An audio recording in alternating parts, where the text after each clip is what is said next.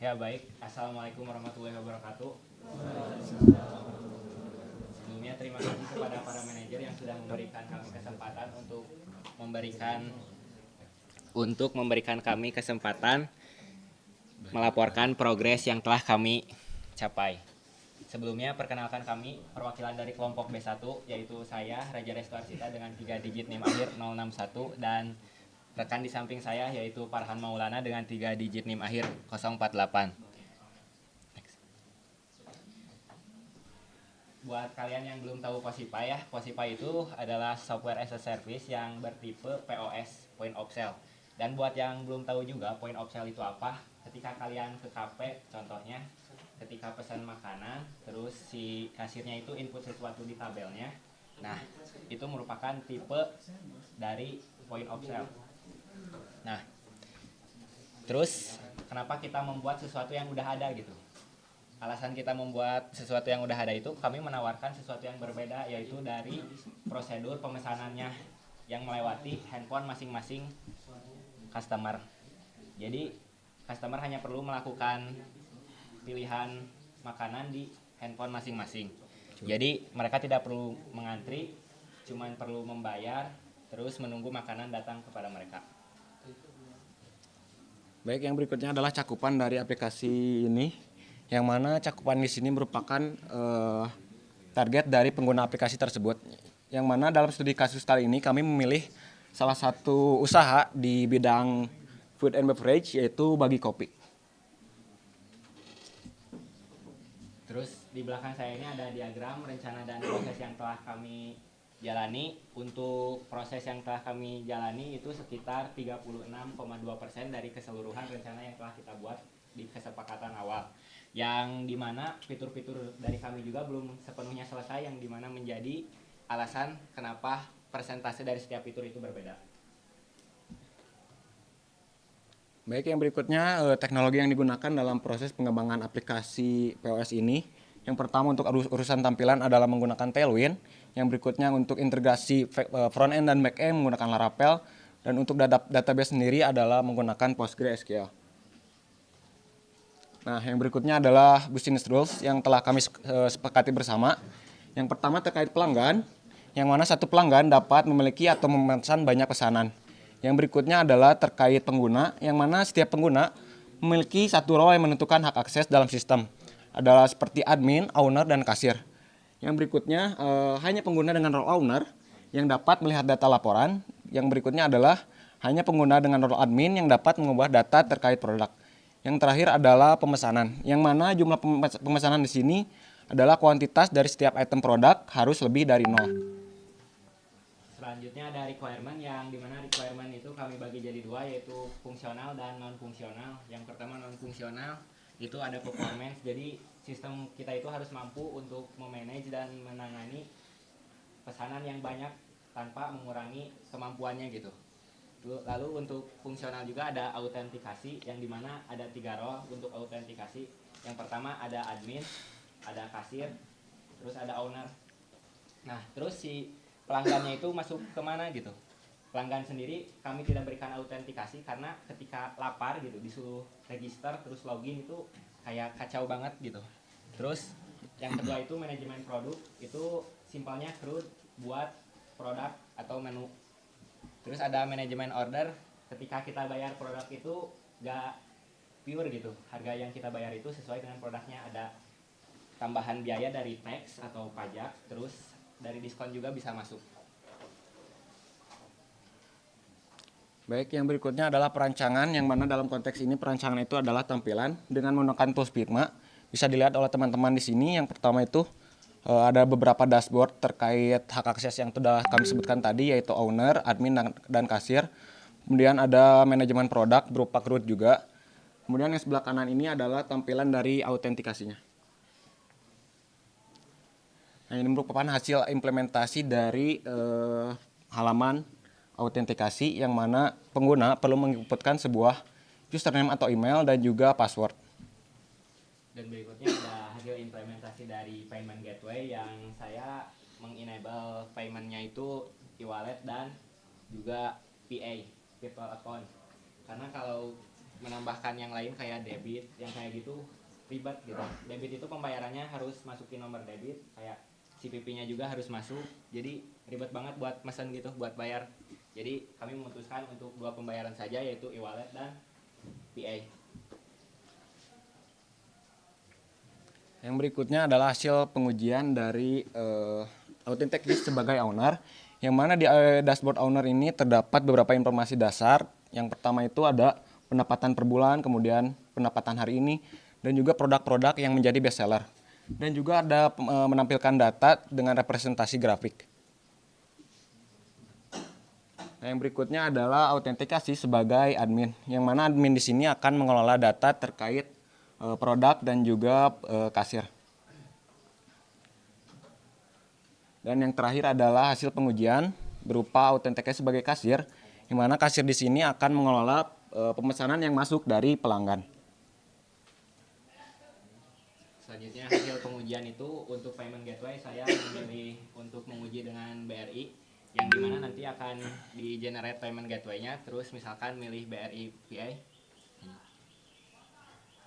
nanti bakal di generate kodenya yang bisa kita copy terus nanti bayar di Briva melalui Brimo. Ketika payment sukses nanti bakal lanjut ke Midtransnya. Midtransnya nanti bakal nge-update di transaksinya ketika pembayaran sudah beres. Terus di database juga kita melakukan update. Yang pertamanya itu pending, statusnya jadi capture.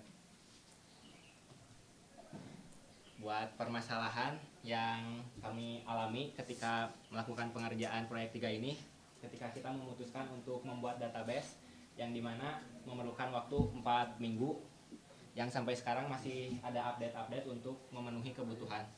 Terus menentukan flow pembayaran full service dengan sistem, yang dimana kami juga masih kebingungan untuk menentukan metode prosedur yang kami tawarkan tadi gitu. Kami itu memiliki ide untuk menghapus kasir dari restoran atau kafe, namun masih menjadi pertimbangan bagi kami karena setiap orang masih belum memiliki HP gitu. Maksudnya masih tidak menutup kemungkinan ada orang yang tidak memiliki HP, atau uangnya itu gak ada yang e-money atau gak ada uang di debitnya. Cukup.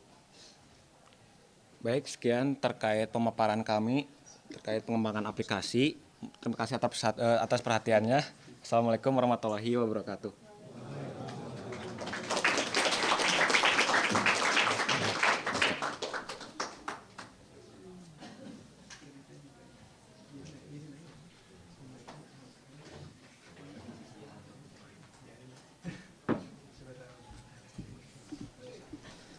Ya, sebelum ini masih siap-siap. Blockingnya nanti di sini ya, di mic-nya ya.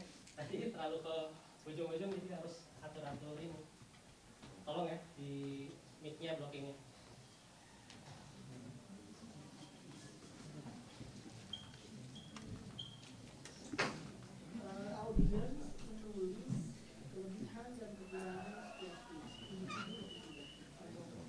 Gimana tadi kan? Ini poin sekitaran mic. Oh, aku sini. Cuma tahu gitu. Pulang aja. Baik. Bismillahirrahmanirrahim. Assalamualaikum warahmatullahi wabarakatuh. Baik teman-teman, selamat pagi. Kami dari kelompok C1 di mana kami akan menjelaskan mengenai aplikasi web mengenai modul LKPD. Nah, mungkin gambaran sedikit mengenai modul LKPD.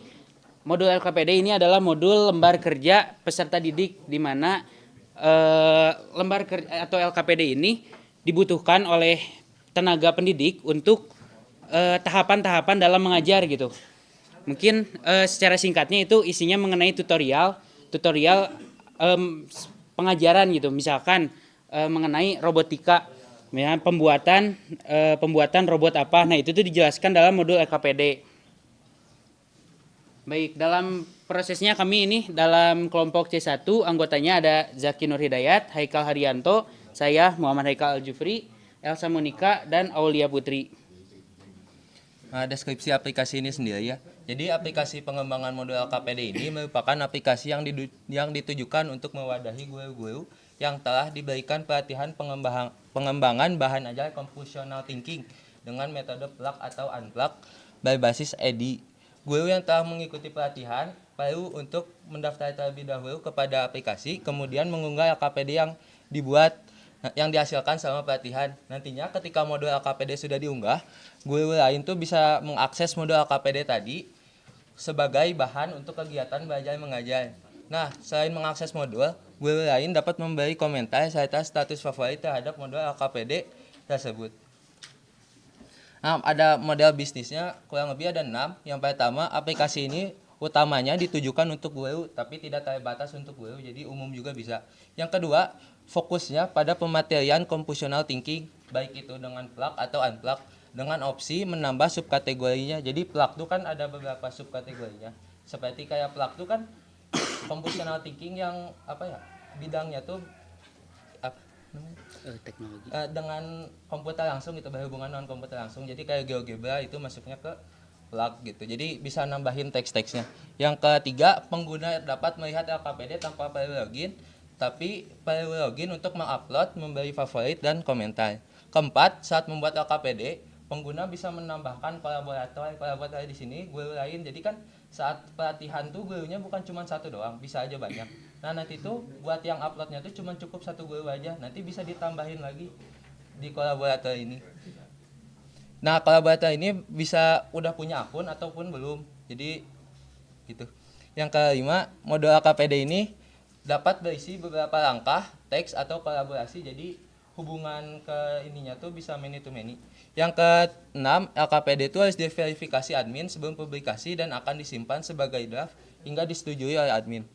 Mungkin sudah ada bayangan gitu aktor dalam aplikasi ini ada guru dan juga admin gitu untuk memverifikasi LKPD tersebut.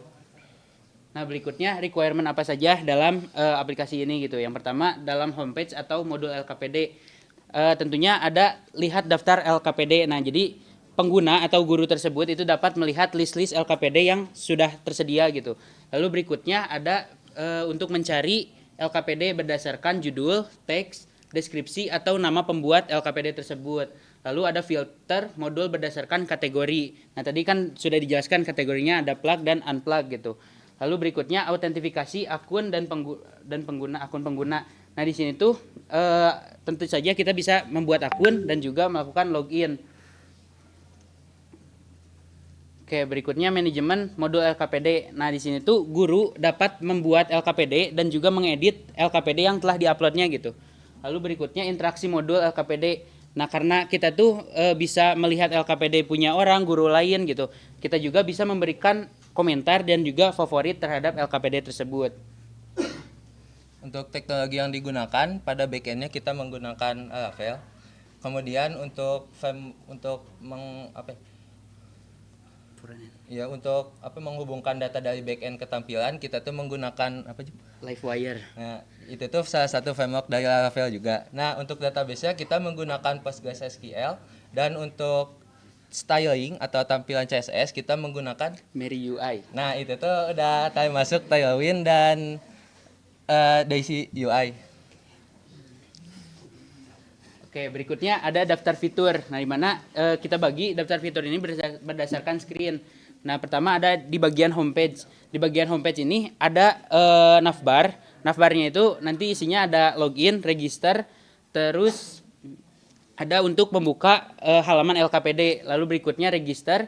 Di sini register kita menggunakan nama, terus email dan password. Di sini mungkin masih ada kesalahan. Nanti bagian loginnya juga kita akan menggunakan username dan juga password. Lalu ada fitur lupa password. Berikutnya ada profil pengguna. Nah, dalam profil pengguna ini pengguna atau guru di sini dapat mengubah atau mengedit profilnya gitu. Lalu berikutnya ada modul LKPD. Dalam modul LKPD ini ada melihat LKPD, membuat LKPD dan mengedit modul LKPD. Lalu berikutnya ada komentar LKPD. Nah, di sini guru itu atau pengguna lain itu dapat berkomentar di LKPD guru lain gitu. Untuk perancangan database-nya kurang lebih ada 6 entitas, nggak bakal kelihatannya kalau dari belakang. Cuman ada 6 entitas, kemudian ada 3 relationship dan 1 weak entity.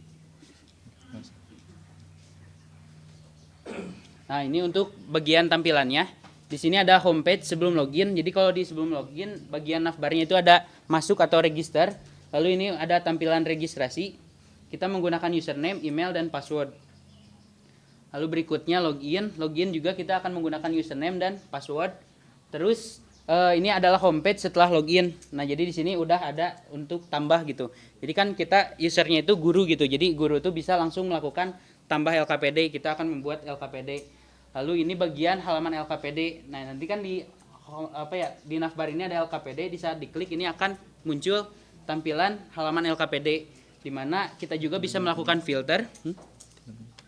Kita juga bisa melakukan filter terhadap LKPD tersebut berdasarkan kategori. Ini untuk profil. Ini juga profil. Ini buat LKPD. Nah, buat LKPD ada beberapa tahapan. Ada tambah LKPD.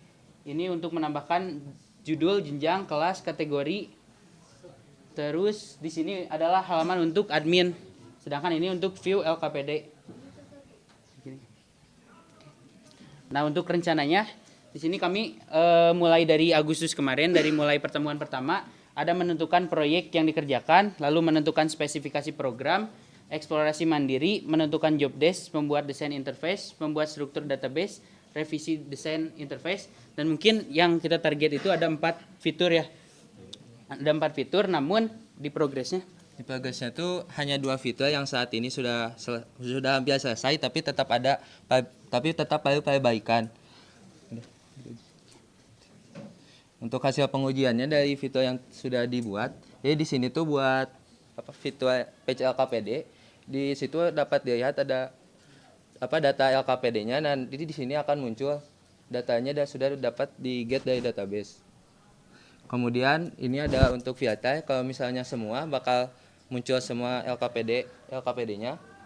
Kalau misalnya salah satu dipilih kategorinya di filter jadi plug, nanti yang muncul tuh cuman plug doang. Kalau unplug juga sama, jadi yang muncul unplug doang. Kemudian ini ada filter berdasarkan keyword atau berdasarkan search. Nanti kalau misalnya kita algoritma doang, nanti yang keluarnya ini. Tapi kalau misalnya algoritma dengan kategori plug, nanti yang keluarnya cuma 1. Ini juga sama, jadi contoh-contoh saja. Ini kalau misalnya informasi kan tidak ada di database itu tidak ada LKPD yang ada keyword informasi, jadi tidak ada yang ditampilkan. Untuk ini adalah hasil dari tambah LKPD, kurang lebih tambah LKPD itu ada 3 step. Ini buat informasi dasar mencakup judul, jenjang yang tadi udah dijelaskan. Kemudian ini untuk tambah LKPD step kedua untuk bahan-bahan. Kita bisa menjelaskan bahannya apa aja, kemudian mengupload gambarnya. Dan yang ini adalah untuk mengisi step. Dan yang ini untuk langkah, jadi langkah tuh karena sifatnya satu LKPD bisa beberapa langkah, jadi kita tuh bisa menambah banyak langkah gitu di sini. Kalau misalnya udah, nanti ini tuh sudah dapat sudah terkirim gitu ke database. Ini hasilnya yang sudah dibuat tadi. baik. Lalu permasalahan apa saja yang masih kita belum selesaikan gitu, yaitu karena kan tadi kita menggunakan Livewire dan MerUI gitu. Nah, di sini tuh kadang beberapa device itu tidak tampil gitu. Tidak tampil MerUI-nya sehingga hanya tampil namanya itu. Jadi ya tampilannya nggak ada gitu di beberapa device. Nah, itu mungkin itu saja sih yang dapat kami sampaikan dari kelompok C1. Kurang lebihnya kami mohon maaf. Wassalamualaikum warahmatullahi wabarakatuh.